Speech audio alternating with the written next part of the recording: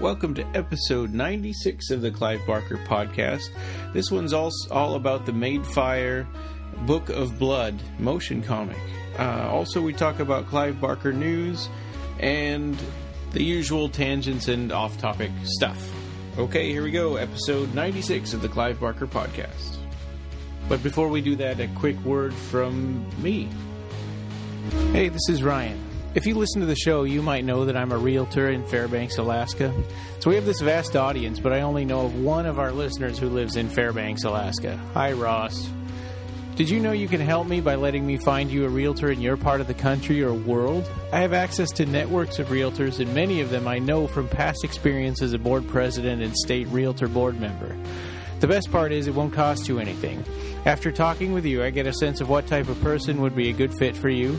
And when I match you together, I get paid a portion of the commission after you buy or sell a property. If you're looking to move or buying property and you'd like me to help you find a realtor that fits your needs, feel free to contact me through the site or call me directly at 907-978-2607. Thanks.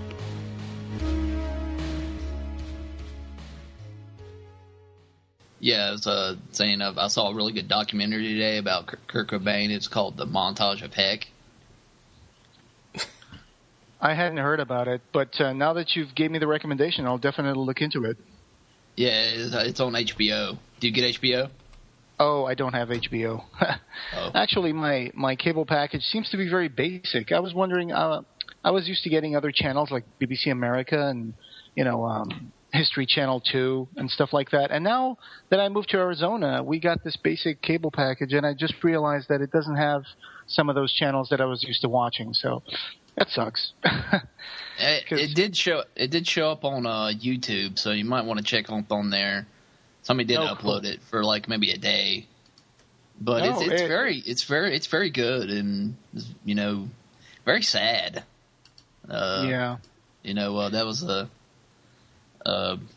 was it's a tragic story, but you kind of get to see Kurt Cobain on a different level on it.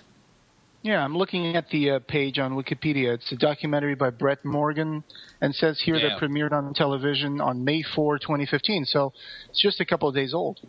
Yeah. Awesome. Cool. So if you are fans, I was just wanting to recommend that to y'all. Okay. I know that Ryan is more of a heavy metal fan, right? Yeah, Jennifer used to listen to it. When I met her, she was listening to like Alice in Chains and Nirvana and stuff. But yeah, our music taste was a little different. Hey, congratulations on the how many years has it been since you met? Yeah, 20 years. Yeah. It's pretty crazy, man. It's really good. We met on a physics class field trip in 1995 for community college. Yeah. Yeah, I saw that picture you posted, that one where you have long hair. Yeah, and I was wearing a Clive Barker shirt.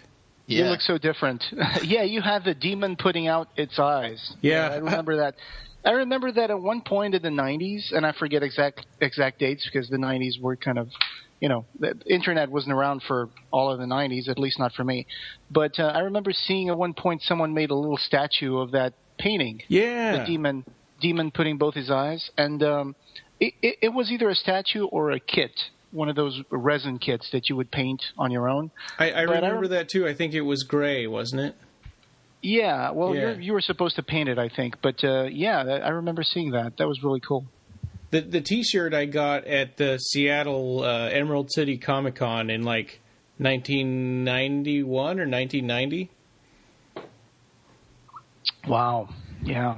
It was the same one where I met James O'Barr and had him sign my Crow comics, and, I was the only one that came up to him, and because it was before the movie came out.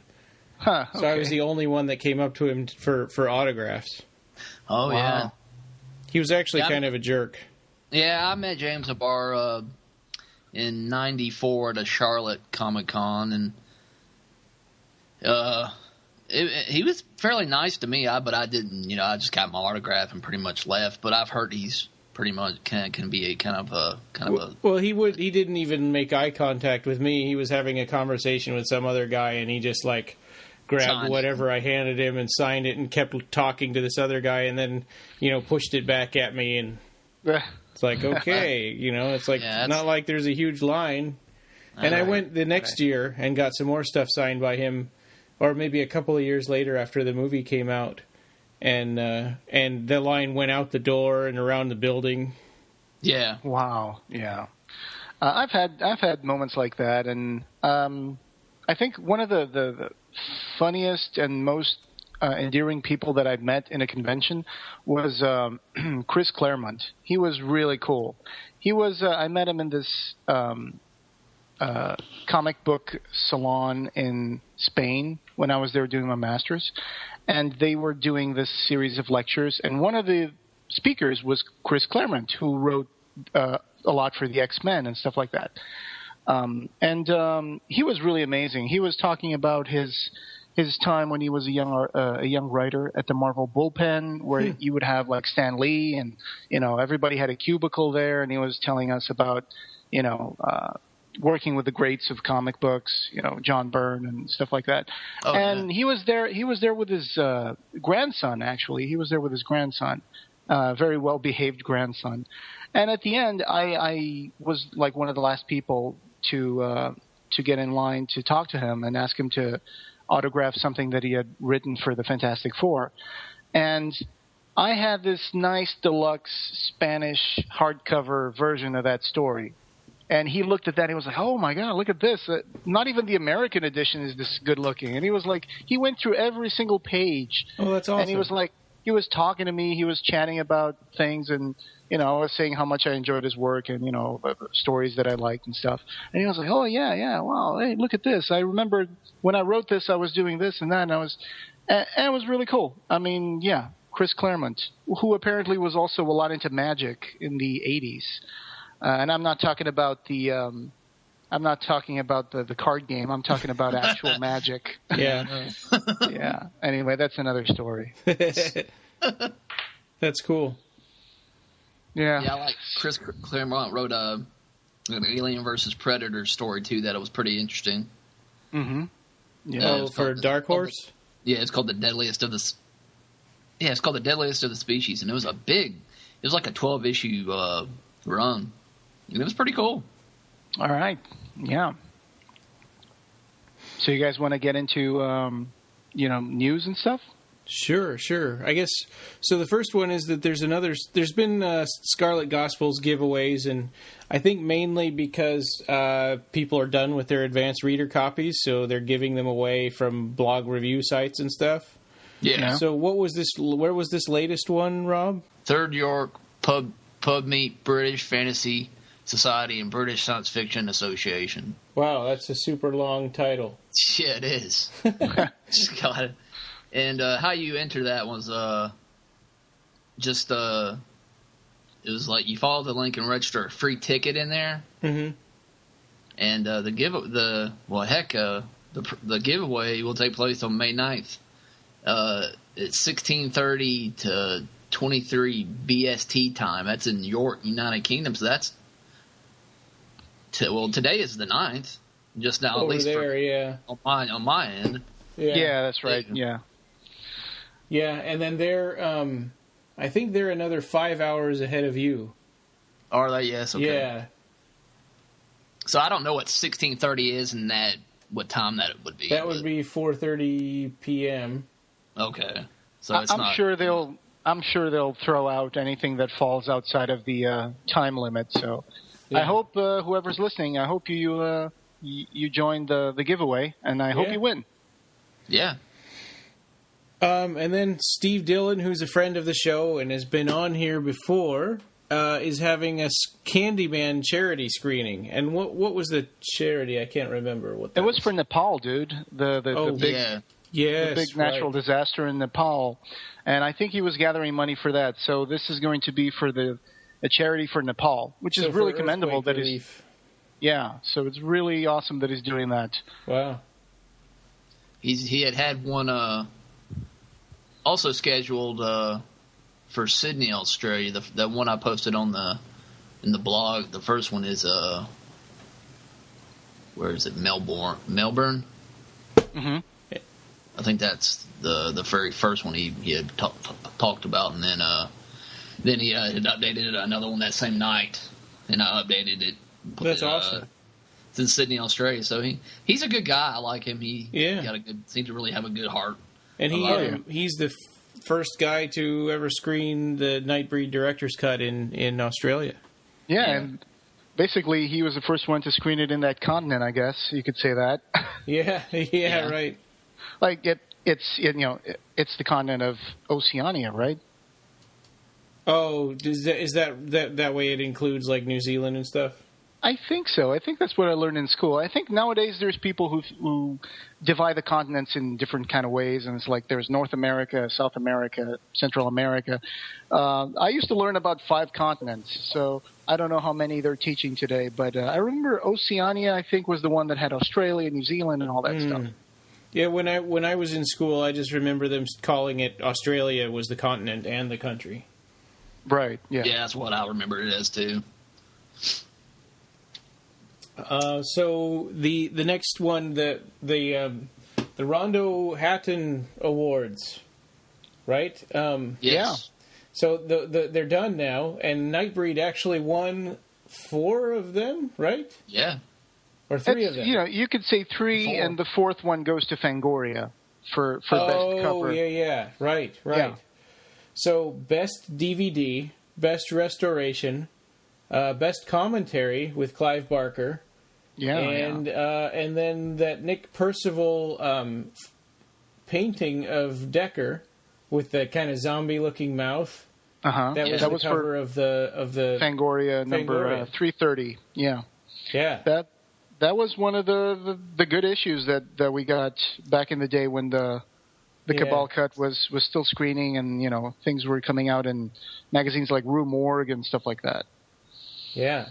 So congratulations to Nightbreed. This is pretty huge for I mean, who would have thought that it would have gotten this far? We just were hoping, a small limited release maybe, but let's not be too modest. The movie is fucking awesome. Yeah. It totally deserved to win, and thanks to everybody who voted for Clive Barker and for Nightbreed, because you guys made this happen. Yeah, that's awesome. And speaking of Nightbreed, there are. So you found this out, right? There are Rob. There are still limited editions available that you can buy. Yeah, apparently there was a case found at Diabolic DVD. They must have misplaced it somehow. Yeah, and people on Occupy Midian will remember Diabolic DVD as the first place that allowed for international shipping.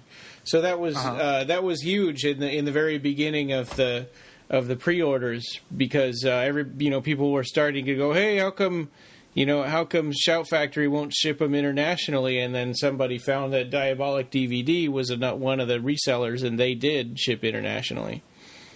I didn't know that. And they still have some. Yeah, 12. Well, they could be out now. Yeah. Well, yeah, I remember when Cliff McMillan told us that, unfortunately, due to the contractual obligations, they couldn't ship outside of Canada and America, but they, other resellers like Diabolic DVD, they didn't care about that. So, as long as they got their copies from Shout Factory, they could sell them to whoever they wanted. So they were one of the first few, like you said. And I think less than 2 weeks after that, after Shout Factory opened pre-orders, Amazon started taking pre-orders too. So there were 2 weeks where people were going a little rabid about it. They were like, oh, how come I can't buy it internationally? And people were asking other people to buy them the copy from America and send it over to them and all that stuff. When we were all the time, we were trying to tell people, just relax, because this will open up for international orders. I'm absolutely sure of it. But, people, the fans demanded it. So, and it's lucky that Diabolic discovered, another case of stuff that they hadn't sold. Yeah. And because to this extent, I was gonna say, I honestly thought everything was completely sold by this point. So did I. Yeah. And so I hope that, some Nightbreed fans managed to get their limited edition, because that was an awesome set. And you remember that people were upset that there were only that at first there were only 5,000, and some people didn't like that it was such a limited run. Then they made it to 10,000. There were other people upset because they wanted it only to be a 5,000 set, right. And so that theirs would be more rare. Yeah.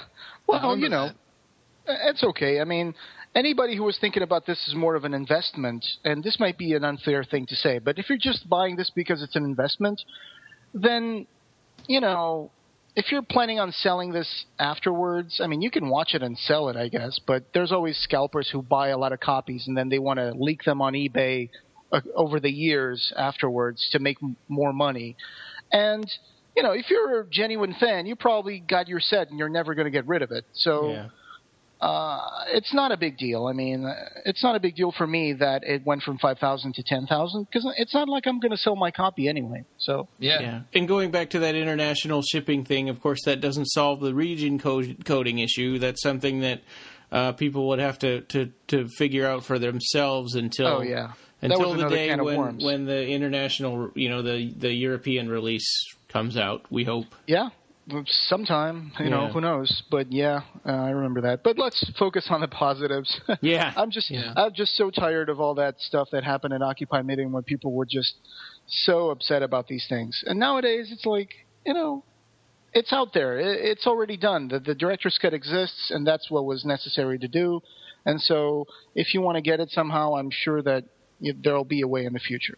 Yeah, like Netflix or Amazon Prime or whatever. The Entwined is going to start shooting this summer. Mm-hmm. So I think, we've been slowly kind of getting little bits of news about this series. And, of course, it's a Clive Barker Presents series. I would expect to hear some casting news on that pretty soon. Oh, yeah, good point. They'll be shooting... it was in May. I thought they gave a date, but I don't see it on here right now. Huh. But we're in May now, and it's almost halfway through May. So right. I would expect some casting. Because I'm sure they're working on that. On IMDb, they already have some kind of crew. They just don't have any cast yet. But they have the writing credits is... of course, they list Clive Barker, Sarah Jane Dolby, Christian Francis, who has been with us a few times, Robert Hollocks, Wolf Lane, and Mark Allen Miller. And then there's a bunch of producers. There's like 1, 2, 3, 4, 5, 6, 7, 8, 9, 10 producers here listed. And special effects by Brian Johnson and Daniel Pickering. That's pretty much all the stuff you can find on imdb.com. So if they already announced that they're going to start shooting in July, then by this time I'm sure they already have some kind of cast put together. Yeah. Because we're in May. Scarlet Gospel's poster competition. I didn't even read this one. Rob, what can you tell us about that? That is that was a time-limited thing, right? Yeah. Yeah, Paul Kane was hosting the writer of... He was holding a poster competition on his Shadow Writer website. Oh yes, yeah, right. And then Phil and Sarah shared that also. Yeah, now he was offering the opportunity to win a limited edition Scarlet Gospels poster at Pinhead by Clive Barker that were apparently made exclusively for last year's San Diego Comic-Con, and that the image on the article was this Pinhead that's like checkered in black and white. Yeah, it looks like a chessboard or something. Yeah, it's pretty cool. I like it. So I think. Was this already finished or is it still going on? It says here the winners will be announced next month right here on the site. Good luck. And that was on May 1st when you made that story, so I imagine they'd probably have a whole month to do it? Yeah, I'm assuming too. The whole month of May? Yes. Mm-hmm. Awesome, yeah. So for people that don't have Memory, Prophecy, and Fantasy, the copies are running low. So that's Phil and Sarah Stokes' biographical sort of encyclopedic volumes about Clive Barker. Yeah, they're really awesome. I really want to get those. I just don't have the dough. I mean, I almost clicked on. I mean, I do have enough to probably maybe get the first one, but I can't do it right now. I'd love to get that. Yeah, I think for like the first one, they only have maybe like a handful of them left. They didn't make a lot of these. I think there were like 250 copies per book, and there's 3 books now.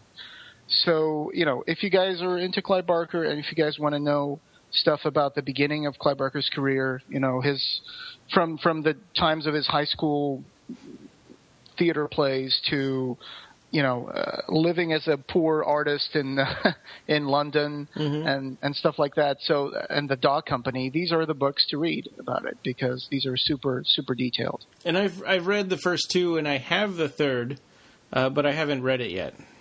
Mm-hmm. So yeah, those are going to continue, right? I mean, they're going to be like.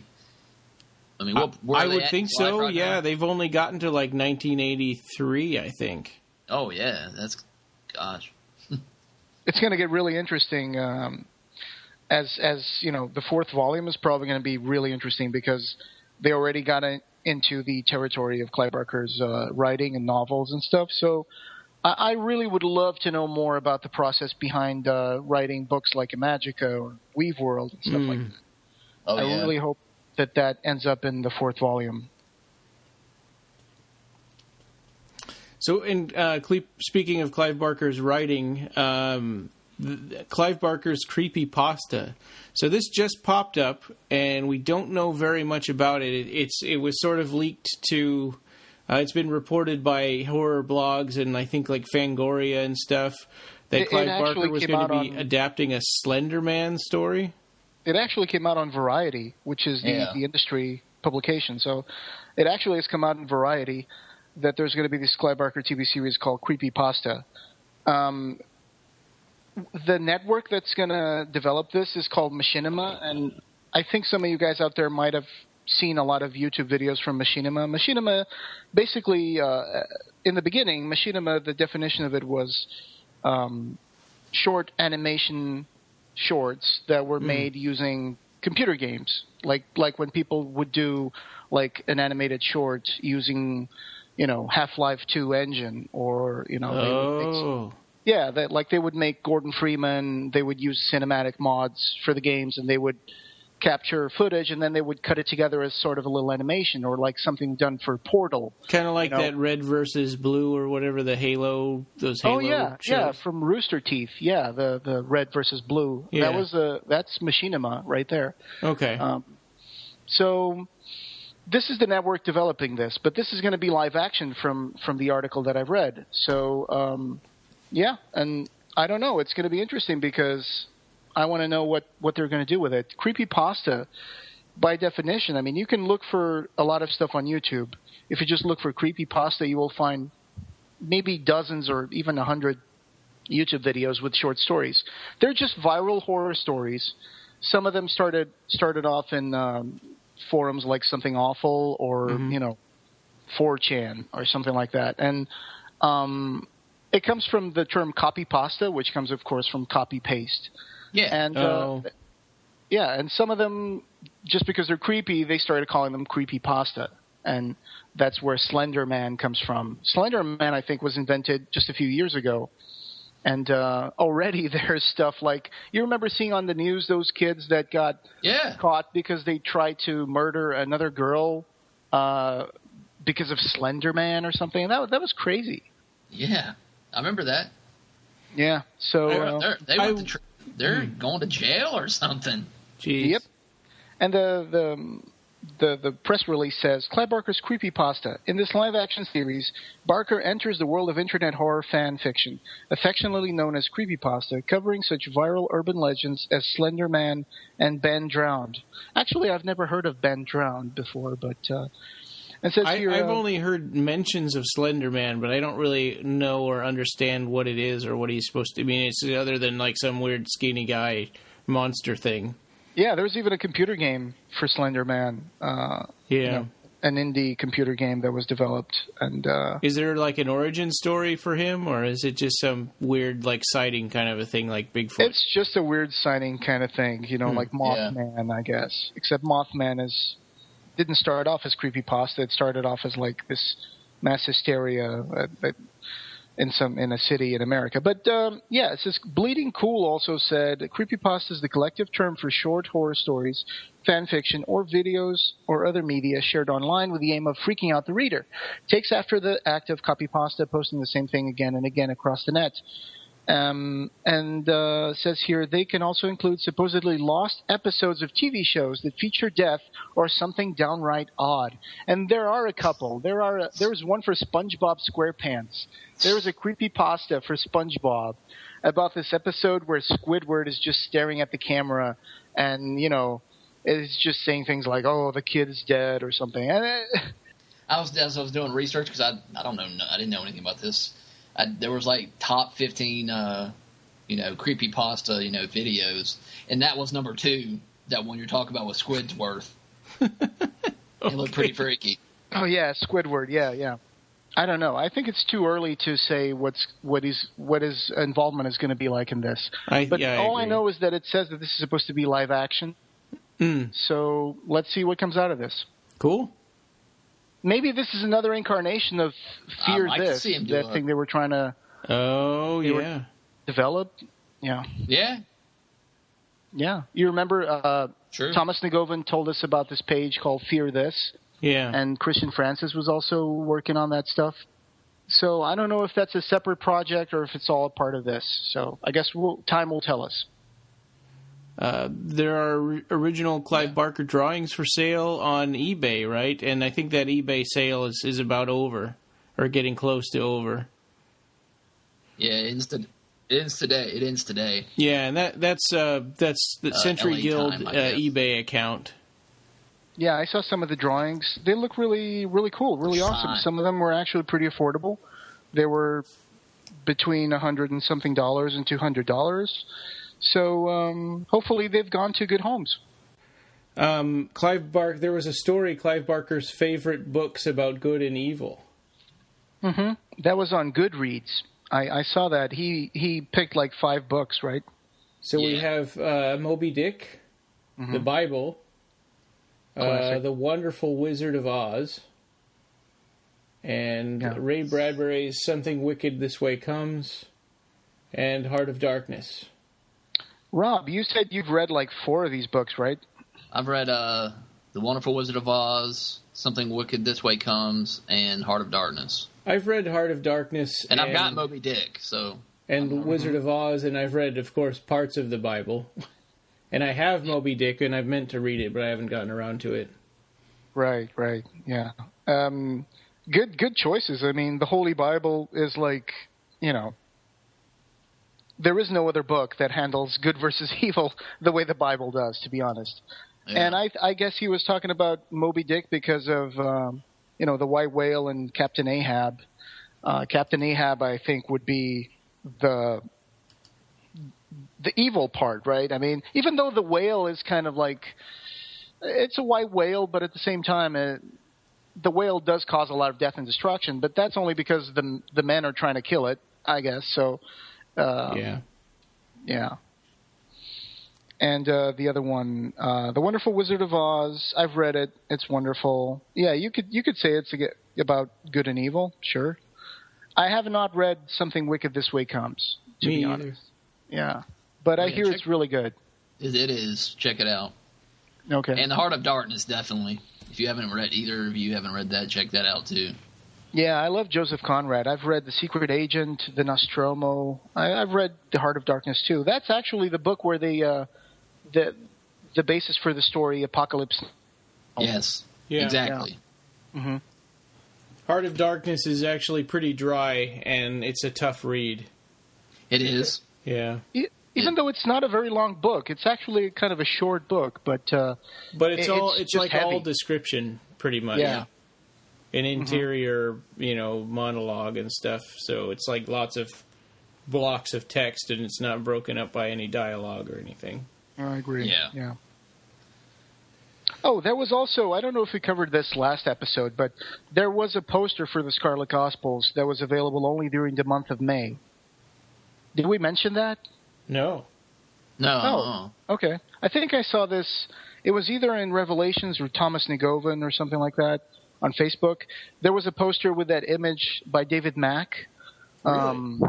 Yeah, I think so. Let me just look at it real quick here. I know I saw it somewhere. If I can't find it, I'll just briefly mention it. That I saw a poster. It was available, I think, on the realclivebarker.com website, but it was only during the month of May. And it's that image that's painted with Clive Barker, with Pinhead, which I think is going to be the cover for the English Scarlet Gospels. The one that's just Pinhead, it seems like painted in red brushes. Oh, yeah, there's also the www.scarletgospels.com website now is up, and it has like this animated video that says Scarlet Gospels with like fire behind the letters. So it looks really nice. I saw those. Yeah, it looked really cool. Oh, here it is. The Scarlet Gospels fine art print.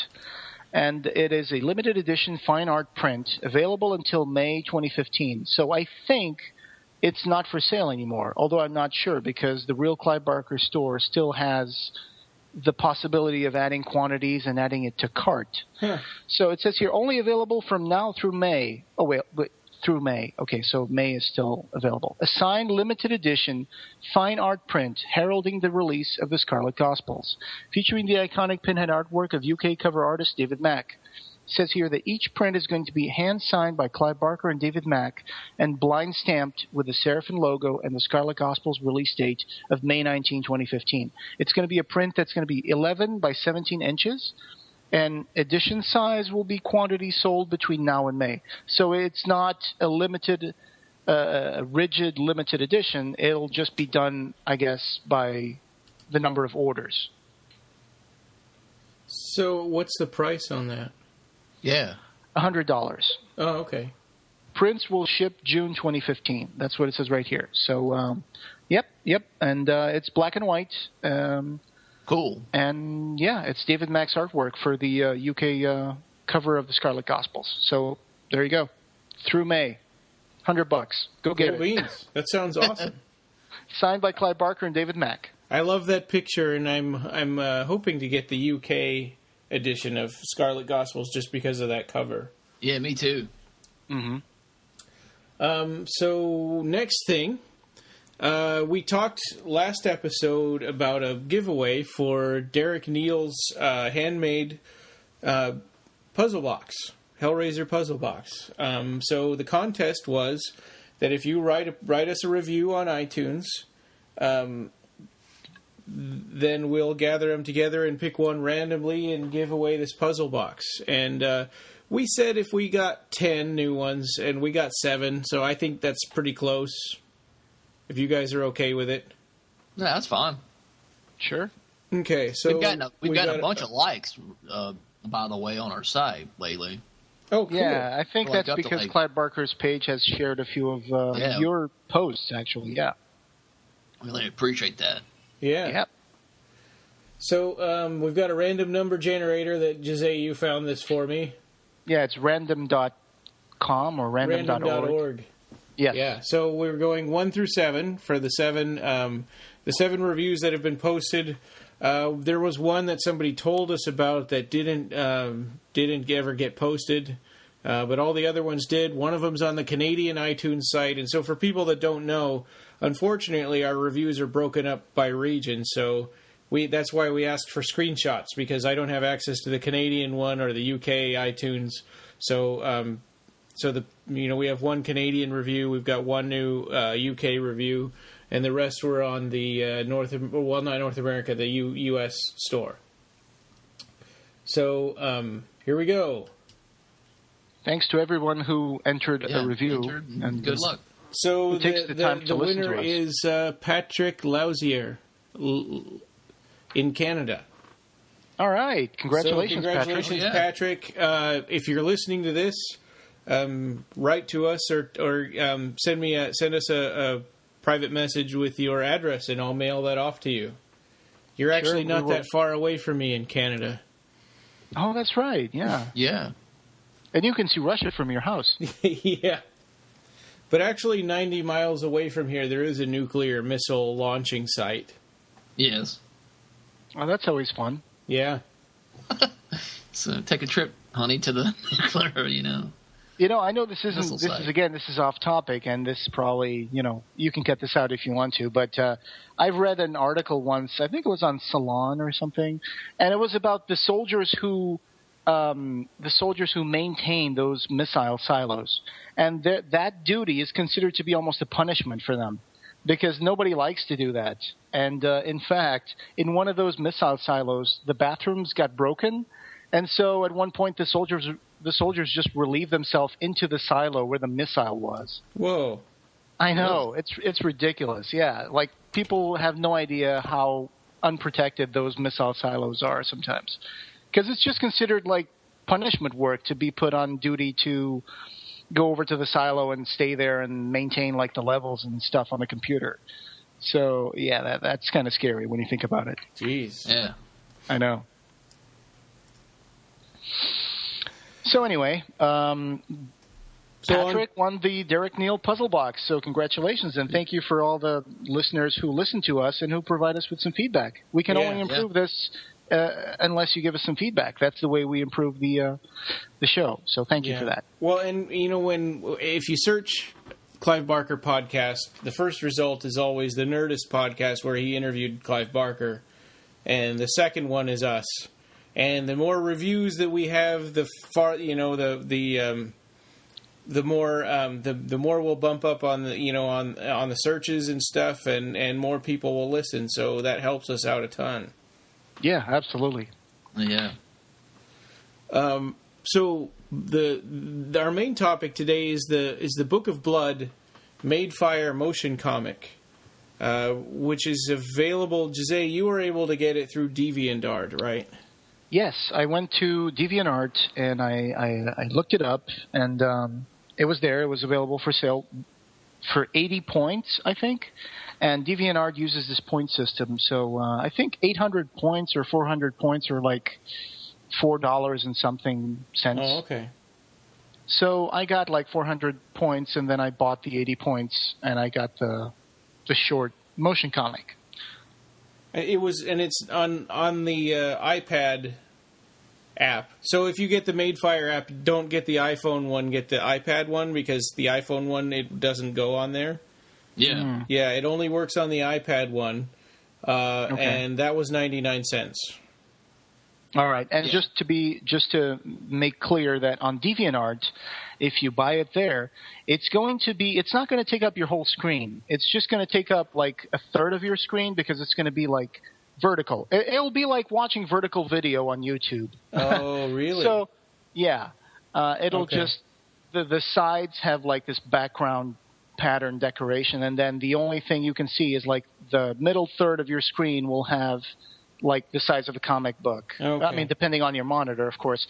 So I was a little frustrated that I couldn't like see things a little more in better resolution, in higher definition. I couldn't zoom into it. So sometimes there were places where I really wanted to zoom into the comic, and there was no way to do that. That was the only thing that I thought was, Well, that's surprising that there isn't a Madefire app for Android. I don't know if there is. I didn't get that either. I didn't look for that on Android, actually. I didn't look for it on Google Play or anything. I just went to the Madefire website, and then I saw, it's available for iPhone, iPad, and DeviantArt. Because they have a ton of comics on there. I scrolled through it a little bit, when I downloaded this to see what they have. They have a ton of comics, and it's not just motion comics. They sell regular digital comics through there too. So we've all seen it, right? Yeah. So I saw it, I think, yesterday, and I saw it a bunch of times. I might have seen it like 10 times already. Oh, wow. Yeah, you can actually see it in like 10 to 12 minutes. That's how long it takes to see the story. Yeah. So I guess first thing, did you feel like the length was enough time to tell the story? Is that a question for me or Rob? For all of us. Okay, well, I can start and say, I think so, because the Book of Blood the story of the Book of Blood is just two bookends for the Books of Blood stories. So there's the Book of Blood, and there's the Book of Blood, a postscript on Jerusalem Street. Yeah. So, and this is 11. The Book of Blood is 11 pages. Yeah, so this is just the first part, which introduces the Books of Blood, which are supposed to be stories written onto the body of Simon McNeil. Yeah. And I thought the 10 minutes would be enough to adapt the story. Yeah, I would say so. I thought so too. Again, if you're watching it, maybe if it could take longer depending on if you're like, if you have to go, do something, you just, it'll stop. I mean, because, it doesn't keep going. It allows you to turn the pages and stuff like that. Mm-hmm. And I didn't take the time to reread the Book of Blood story for this. So I might be confusing the movie, but it seemed like time flew by really fast in this motion comic versus what I remember as him sleeping there. And oh yeah, it took like days for the characters to go through the story in the Book of Blood. I think. That's so it's not just the movie then. That was the short story too. So yes. So in this, it felt like it was it was like maybe an hour for the whole event. You know what I mean? Yeah. Yeah, it seemed like it all happened in the same night. Yeah. Yeah. That part of it for me felt a little rushed. Actually, in the story it says here, it took 3 weeks for them to get to that point in the story where Simon McNeil actually gets, and of course spoilers, where Simon McNeil gets attacked by the dead. It says here in the story in the Books of Blood, it says, she sat, and it's referring to Mary Floresco, the doctor who is investigating psychic research. Mm-hmm. It says here, she sat as she had sat for 3 incredible weeks in the main room on the middle floor, 1 flight of stairs down from the writing room, and listened to the clamor of noises from upstairs, which is when Simon McNeil is just throwing things around and pretending like he's talking to the dead. So in the story, I think it takes 3 weeks. And he had a little piece of charcoal that he wrote with, right? It wasn't like a pin that he scratched. Yeah, it was like a lead that he would put under his tongue. And, yeah. And in the motion comic, it was like a pin that he had stuck into the roof of his mouth. Yeah, which was a little over the top. I mean, it doesn't seem comfortable that you could stick like a pin all the way up your soft palate and then just fish it out. But, I understand these things are done, also for the gore factor a little bit, also for the uncomfortableness. Kind of like the nail in Hellraiser when Larry kind of cuts his hand pushing the mattress. Sometimes it's the little things that make you feel queasy about it, Yeah, exactly. For me, that part is equally disturbing to what happens to Frank at the end. Mm-hmm. Yeah. But it may be because it's more personal. I was actually listening to this interview that Clive did for the Agony column with Rick Kleifel, I think. Mm-hmm. And he was talking that when he made Hellraiser and he was watching some of the first screenings of Hellraiser, that he would pay attention to the audience. And the moment with Larry cutting his hand in the nail, sometimes that was when the audience flinched the most, and not so much when, like, Frank is skinless and, stuff like that, or the resurrection. They were just like looking at that like, oh, it's cool, special effects. That's pretty awesome. But it's sometimes the things that you can identify and relate to, because we've all had wounds and flesh wounds and stuff and scratches and scrapes. So we all know how much it hurts sometimes. Yeah.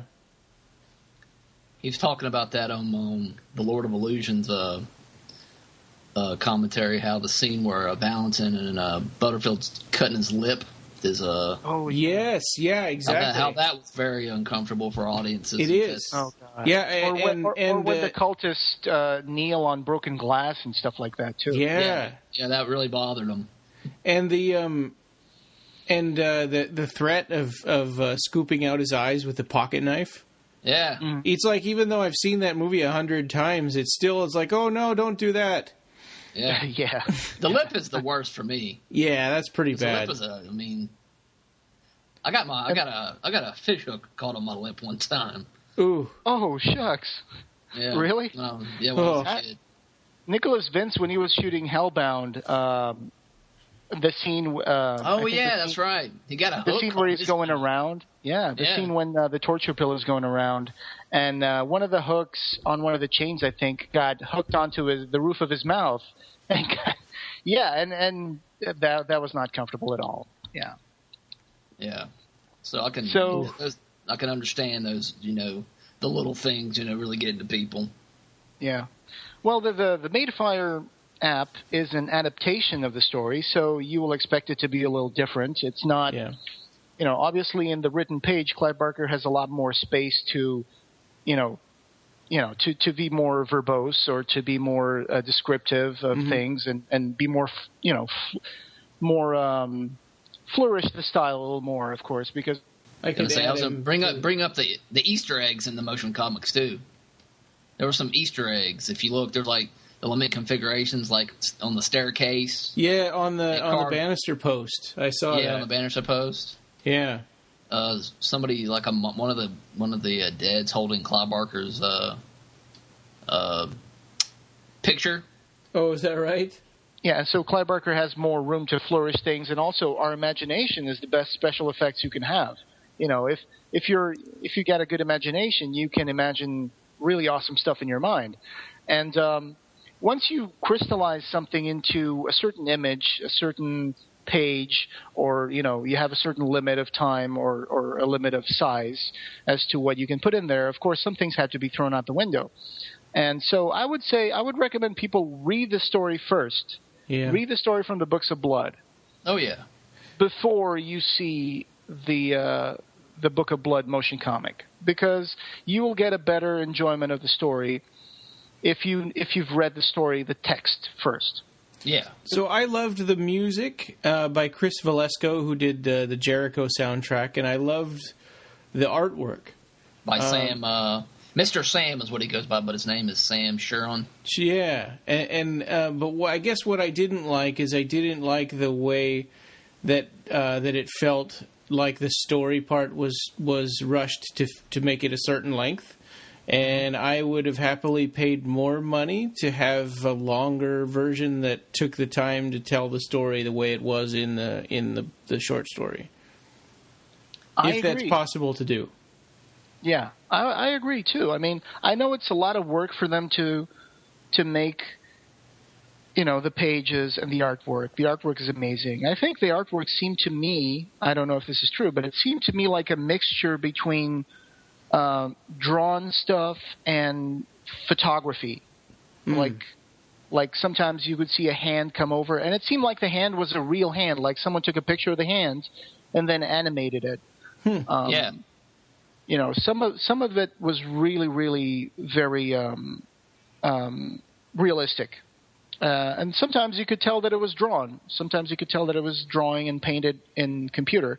But most of it, I really enjoyed the mixture of media, like real photography with art. And like you said, I wish that they would just have been a little more faithful to the actual story. And one of the things I noticed was that they didn't name the woman, the scientist who's supposed to be doing the Mary research. Florescu. Yeah, they forgot to put her name.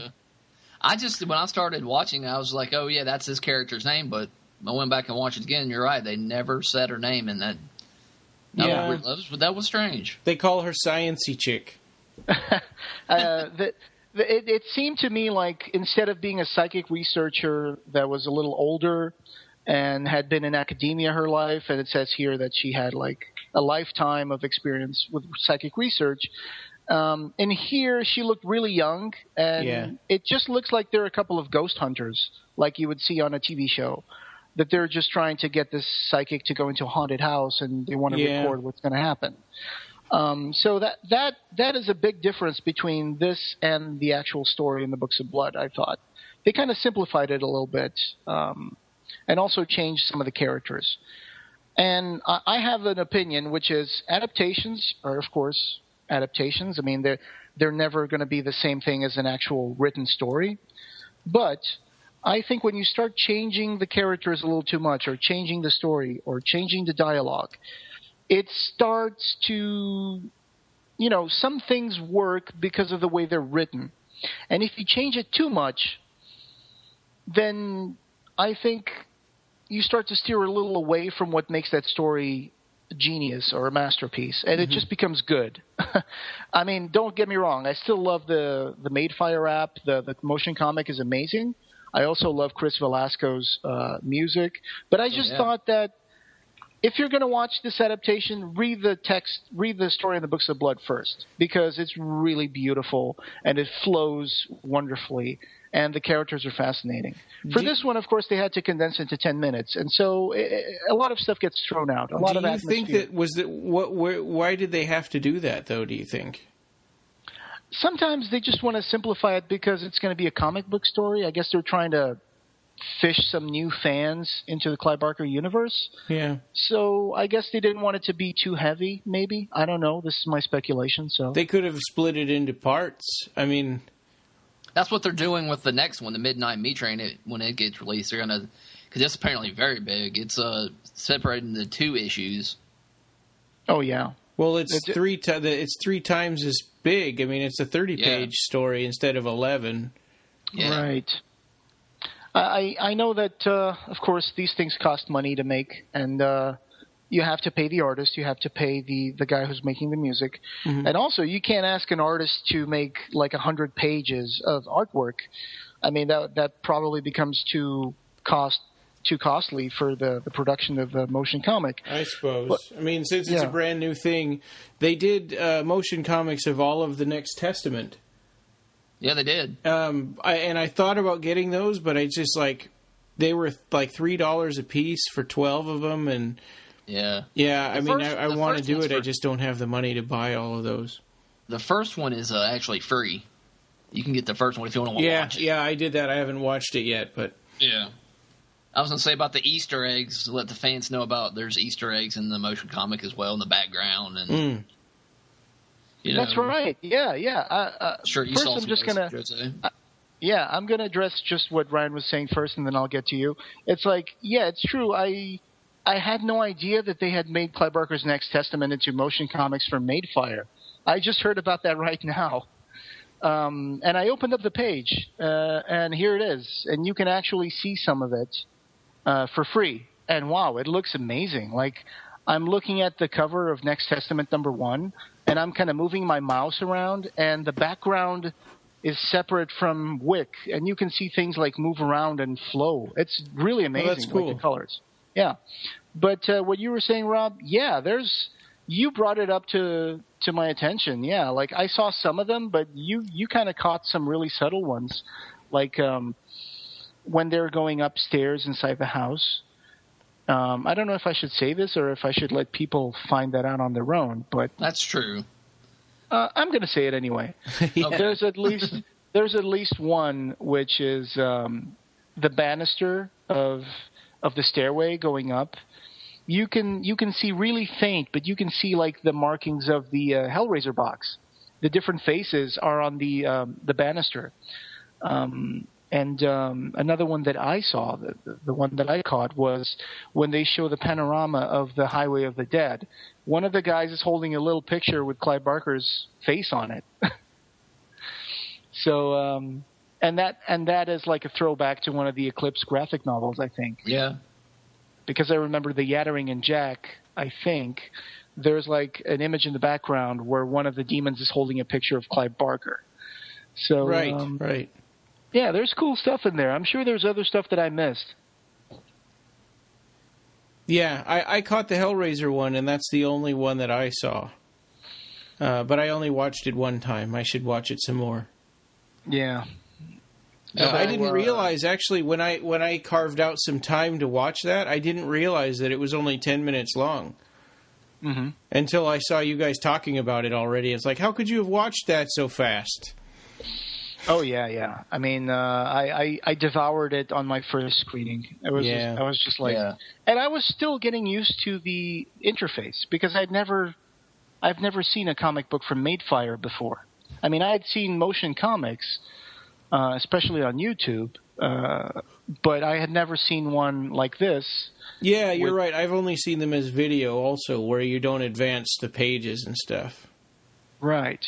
But this was very interactive, very fascinating, and I think the person who came up with this, I don't know if it's appropriate to call it engine or, but the coding, I think, was done by Clive Barker's nephew, Gareth Barker. Yeah, it was. Yeah. Yeah. And and Gareth's wife, Vicky Barker, had something to do with... She was in the credits also. Vicky Barker also did one of the voices for Rachel in the director's cut. Oh, that's right. Yeah. We were told that by really? Thomas, I didn't know think. that. Yeah. Or Cliff McMillan told us, or whoever. But, it's published by Seraphim Inc. and Madefire, and the script was adapted by Mark Miller. Artwork was done by Sam Sheeran. The build was Gareth Barker, original music by Chris Velasco. The project lead and editor was Ben Mears, who was also in our show. Sound effects were done by Ben Mears and Vicky Barker. I guess they would do what we call Foley stuff. Yeah. Yeah. And special thanks to Ronnie Wong, Eric Webb, who we saw when we visited Seraphim. He was one of the guys working there. And Chris Aerosmith. So, that was Clive Barker's Books of Blood, based on the short story by Clive Barker. It's really cool. I mean, for example, the character of Simon McNeil is different from the story. He kind of reminds me a little bit of Clive Barker, doesn't he? Yeah, he doesn't. I mean, we know that or at least from what Simon Bamford told us, that he was originally modeled after Simon Bamford. The character was. Oh, really? Yeah. For the motion comic? No, for the short story. That Clive Barker was imagining Simon Bamford when he wrote that story. Ah, okay. I was talking about the motion comic because the guy has like a goatee and a small mustache. Yeah, and he's got like jet black hair. Yeah, and so I thought it kind of reminded me a bit. The guy in the motion comic looks like he's more into, I guess... He looks like what he really is. I mean...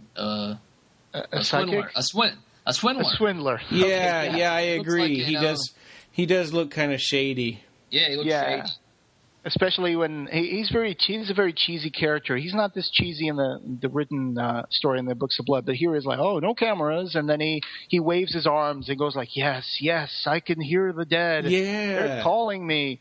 And even the girl who's supposed to be the chick who's doing the psychic research or ghost hunting or whatever they're doing, even she goes like, this is ridiculous. She kind of whispers it under her breath, and I'm like, that is a really different tone from Mary Floresco from the Books of Blood story. But he was kind of in the Book of Blood story. So he was kind of he acted innocent. And he did, and then it was only he only and that's why he had everybody so fooled. Because he was also very young. He was supposed to be like 21 or something, or early 20s here, and looks very innocent. And there was kind of like this erotic tension between him and Mary Floresco. And in this one, it's nowhere to be really found in this. It's just. They took that, I guess they wanted a tighter. Other than the fact that she's sort of ogling him when he takes his clothes off. Yeah. They animate the eyes going down, and she's like, "Oh my!" Yeah. Oh my! Yeah. And the assistant says, "Come on, man, nobody wants to see that." Yeah. Oh, that wasn't in the book. Was that in the book? No. I mean, he was sleeping naked in his bed in the book. Yeah. That is from the movie. Oh, was it? That's from the movie. In this one, there's very little dialogue in the Books of Blood story, and one of the things I noticed was the change of. So let me just see. I'm just looking for it here in the page. So yeah, the reason why he takes his clothes off in the motion comics is because he makes up some BS reason like, oh, I need to go naked as the dead are naked in their agonies or something. But in the Books of Blood story, he does this naked inside the room because they just want to make sure he doesn't bring anything into the room with him. Yeah. Of course, he has the little lead under his tongue, but there's no naked. There's no reason for him to get naked because of the dead or naked in their agonies in the Books of Blood story. So that's one of the I guess embellishments they did for the Madefire motion comic. Yeah. So it seems. So this made me wonder. Talking to you guys about this, for somebody who's never read the story or seen the movie, would this make sense? I think it would make sense. I just think that they should read the story first before looking at this, because I don't want to like be too critical of the adaptation, because it is what it is. It's made for a motion comic app. It's not meant to be a movie adaptation, or it's not meant to be a graphic novel or anything like that. I mean, you could argue that it is a motion graphic novel, but it's not meant to be like a luxury adaptation, like, high level thing. But I think it's too simple. The story is too simple in this comic book, and I wouldn't want people to think that this is what Clive Barker wrote, because I'm going to be honest here. There's a passage where in the Books of Blood story, it reads something like this. It says,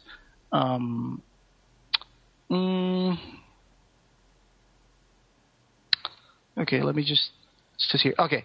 Upstairs, McNeil slumped in the corner of the room and watched the October sun through the tiny window. He felt a little shut in, all alone in that damn place, but he still smiled to himself, that wan, beatific smile that melted even the most academic heart. Especially Dr. Florescu's. Oh yes, the woman was infatuated with his smile, his eyes, the lost look he put on for her. It was a fine game. And then in the motion comic, what we get is Simon McNeil writing on the wall, and then he says, man, I just want to pick up my check, maybe bang that sciencey chick, and get the fuck out of this shithole. And I'm like... When you put it that way, it just sounds, this is going to be another of those explicit branded episodes on iTunes. I'm sorry about that, but it's just that I didn't think that was really necessary to be so coarse. I mean, I know they're making the character out to be a swindler, a shyster. He's obviously a fraud. He's just in it for the money. But I got the feeling, reading the story in the Books of Blood, that the reason Simon McNeil did this was because it made him feel special.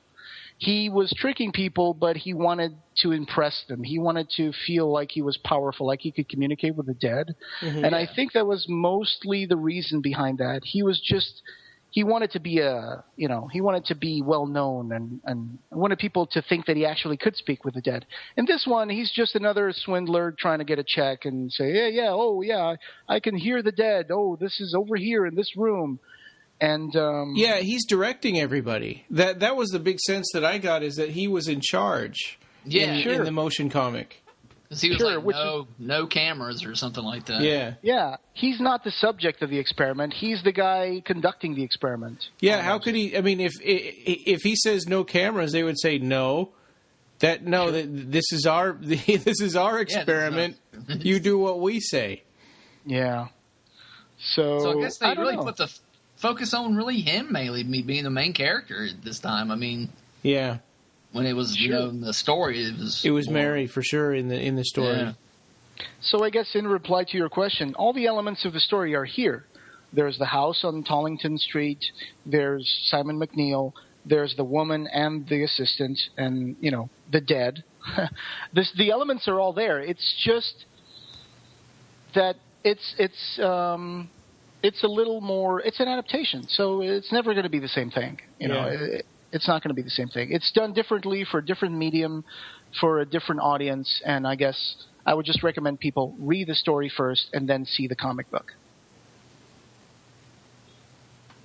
I liked, as I was getting an interesting effect it had on me, I thought this was kind of interesting as I was kept watching, because I watched a lot. And I really wasn't paying attention to the text. The music took over and the art. Mm-hmm. And as that happened, I just felt like I was watching like a silent film. And, I also wasn't sure whether to expect voice acting or not. Of course, there isn't voice acting, but I wasn't sure whether that was going to happen. No. True. Go ahead. Go ahead. No, I was done. I was just going to say, most of the motion comics that I've seen, and I think the first ones that I saw were the Watchmen motion comics that came out that came out when the movie came out. Yeah. And those had dialogue. But the only thing that was really funny for those is that one guy did the voices for all the characters, whether they were male or female. Yeah. So sometimes you would have a female character speaking, and he would just make his voice a little higher, but it was still a band talking. So yeah. In some ways, I think it may be better when there's no dialogue, or just an interactive comic book that you can just read the little text boxes. Well, and the pacing would be kind of weird because the text boxes show up kind of slowly compared to what the actual pace of a conversation would be. Yeah. I just had trouble sometimes reading the text because, again, I was watching it on the laptop. I think I have a 13-inch or whatever laptop. And because, like I said, the motion comic is done in the shape of a comic, so it's vertical. Yeah. And it would only take like the middle third of my screen. So that's kind of a bummer. Yeah, sometimes I wanted to be able to zoom in or be able to, I don't know. I mean, I've read plenty of e-comics. And e-comics usually rely on some sort of app where you can also zoom in to the comic. Yeah. You tap it and it advances the page. You tap on the other side of the tablet and it reverts back to the previous page. And if you pinch and zoom, you can zoom into a single panel if you want to. Here I didn't have that. I don't know if that is a feature in the iPad version. So no, because on the iPad, I mean, it takes up the whole screen, but when you touch it, you just keep advancing the right. That's yeah. what I thought. Yeah. So I just wish that there was a way we could sometimes zoom into the comic just to see a particular panel. Yeah, the little boxes that had the exposition, which was typically pulled from the short story. Mm-hmm. Those were kind of hard to read. Yeah, they were a little hard to read for me too in my computer. So that was the only thing that I thought, if it was possible for Madefire to make some sort of change to their app where you can actually zoom into a single page, that would be awesome. Yeah, and I'm sure probably because they sell regular comics, so I would imagine that on those you probably can do that. But it sounds like between the two, seeing it the way you did and probably the iPad would be the way to go if you have the choice. Yeah. Yeah, I would say so, even though an iPad is 10 inches? Yeah. Yeah, it is. How much is that vertically? I don't know. Yeah, it's not. It's a little smaller than that, but you hold it up a lot closer, to look at. Oh, right. Because my screen is 8 inches tall. 8 inches tall. The height of my screen is 8 inches. So that was what I was limited to. Yeah. And but you hold iPads naturally closer than you would a laptop screen. Sure, but I could also stretch my neck and try to see things. I noticed. I don't know if you guys noticed this, but the assistant in the story, the big black dude. Yeah. The first page where he appears, he opens the door to the house, and he's just framed. Didn't he look like Tony Todd to you? Yeah, that was another Easter egg. Yeah. I didn't notice that. Sam told me that. Oh, okay, cool. Because I saw that on my own. I was is that Tony Todd? Yeah. We did that as just a reference to. Wow, but his head is really small in my screen, so I was having doubts, but I was like, that looks like Tony Todd, and so I'm glad that I figured that one out. Yeah, you would be right there. I'm gonna watch it a few more times now to try to catch those backgrounds, things. When the dead are walking stuff, you see. Actually, Sam, the artist, he's in there. Is one of the dead people. Oh, really? Cool. Yeah, he put himself in there. That's cool. I just love the heck out of the art. I mean, the art is just amazing. Yeah, it is. And the music, too. Actually, it made me feel like I was back in, a little bit like I was back in Jericho. Oh, yeah.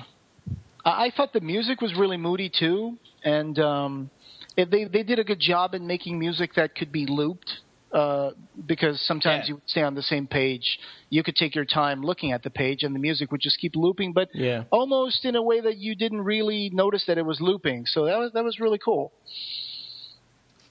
So what we know about this is that they're on hold making the second one, right? Yeah, they were supposed to come out in December. Yeah. But it was too big. It got really big. And, so hopefully it's just because they're working on other things, but there's always a chance that it's a financial decision. So if people want to see more of these, probably they should buy the first one. Yeah. You can actually see the first half of the motion comic on DeviantArt, and I would imagine also on the iPad. If you want to try it first, you can see half of the comic. And then you have to buy it to see the rest. Yeah, and then try out the Next Testament #1 and see if you want to, buy those two.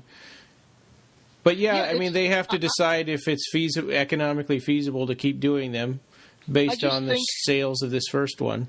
I just think that this has not had a lot of promotion. I mean, I just figured I'm a big fan. I'm a part of the podcast.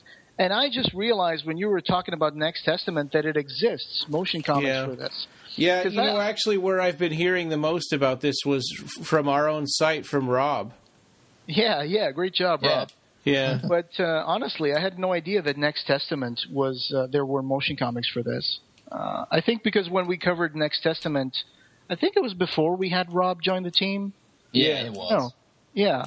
So, I think that the Next Testament motion comics were much later than the issues. Oh, okay. Yeah, I think that they came out around the time of the Book of Blood. Oh, got it.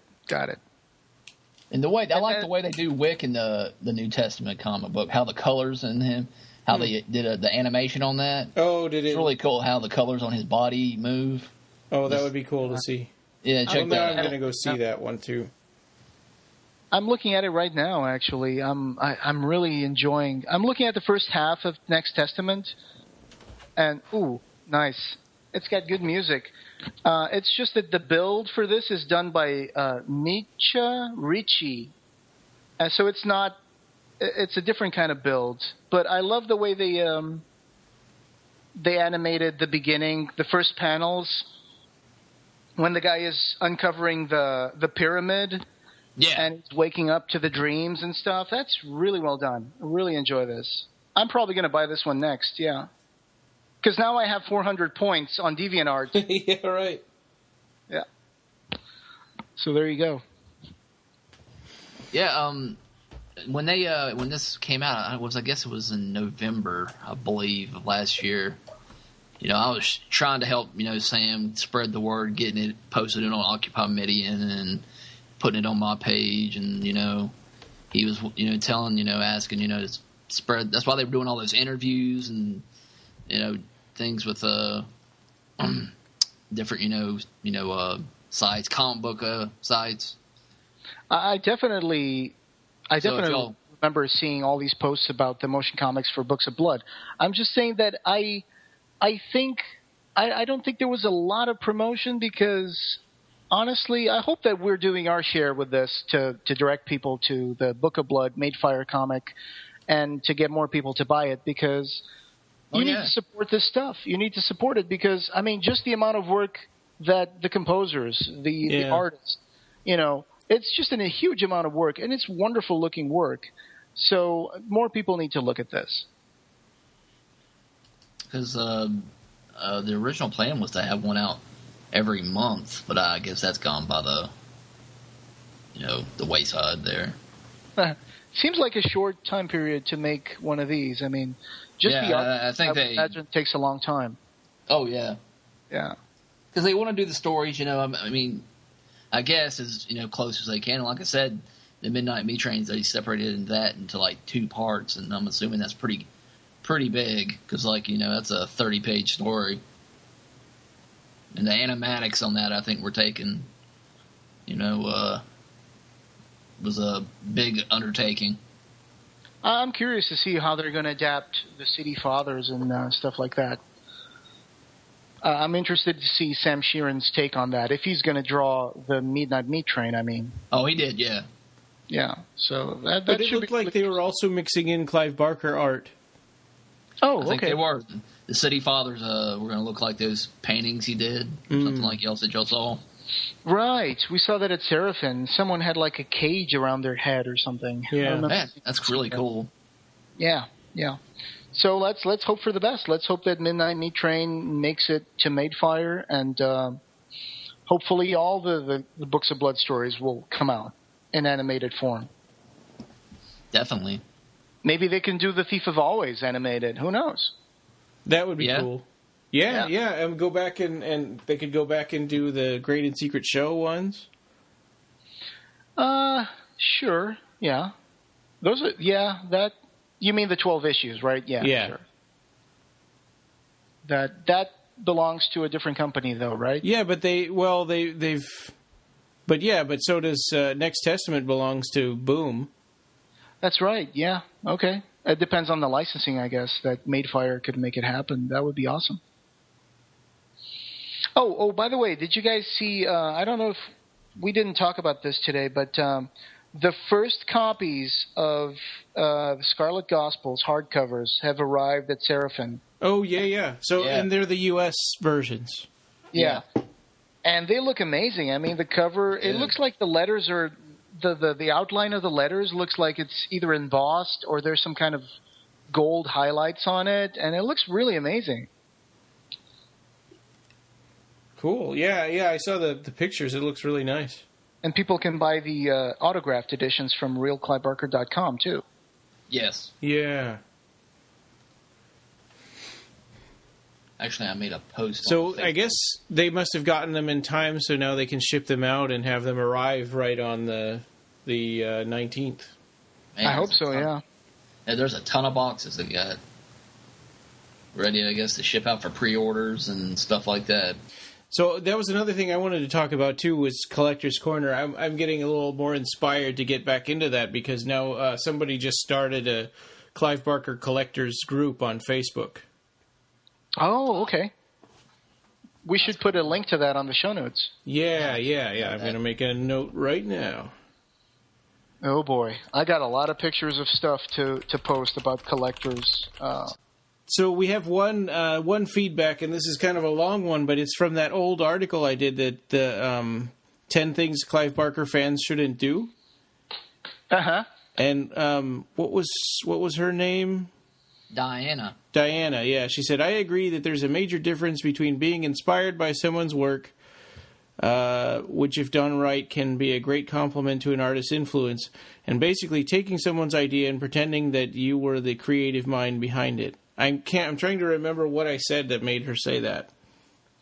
Oh, was that the post where you put something? You were saying things that people shouldn't ask Clive Barker, like saying to hurry up with Aberrat or hurry up with a third book of the art. So, but here she's saying like pretending like you're like something that you was inspired by Clive Barker was all your idea. I can't remember. I must have said something about that, but I don't remember. It's an old... It is really old. It's like the first year that we were doing the podcast, I think. Yeah. What was the title of it? 10 things that a Clive Barker fan shouldn't do. Okay. Fans shouldn't do. I'm actually opening up the post now. Let's see what comes up. Here it is. Yes. This was posted back in 2013 on October. Okay. And I like the featured image that you put in there. A sticky note. Yeah. Your number one was unrelated comments asking about the Scarlet Gospels. Well, we know what to say about that now. It's coming out this month on the 19th. The second thing was buy all the Hellraiser sequels. I agree. Fans shouldn't buy all the Hellraiser sequels. Although this is going to be, for people who know me, they're going to be like, I can't believe he's going to say that. But I have gotten a copy of Inferno on DVD. Wow.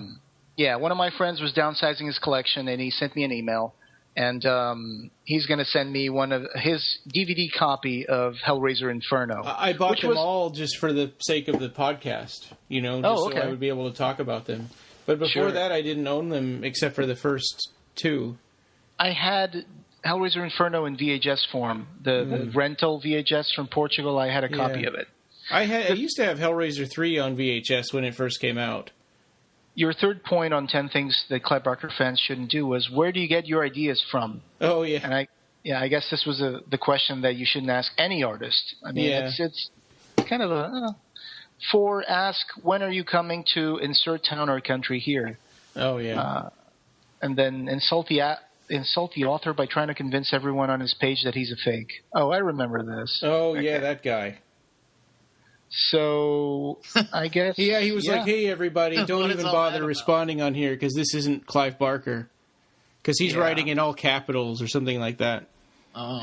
Or that story that Clive Barker shared on Facebook about the time when he was in this luxury hotel. He was in this penthouse, and the penthouse had like a private elevator. And I think at this time he was still with his with David. David Armstrong, and he shared this whole thing in all caps in his page, and he was saying, this once happened to me, and we went into the elevator and we were feeling kind of naughty and stuff, and then the elevator was private, of course, but then he got a call from the front desk saying, Mr. Barker, I saw what you guys were doing in the elevator, and I'm pretty shocked. And I got a copy of the video, and so don't let this happen again. And he was like, okay. And he shared that story, and people were saying, what the hell is going on? Oh, Clive Barker's page has been hacked. Oh, I'm sorry your page has been hacked, Mr. Barker. And I was like, no, I actually could believe that, because there was a lot of detail in that story. Yeah. And Clive Barker sometimes did write in all caps. So. Yeah, and people confuse the fact that he's a good writer with assuming that he's also a good typist. And that's true. Yeah, and those are two different things. And I don't think he ever wrote a book by typing. He always wrote it longhand, and someone else did all the typing. Yeah. Yeah, and I think it's a shame, because this kind of crap is the reason that he doesn't really write on social media anymore. Yeah, I remember the time when he would be on Twitter all the time. Yeah.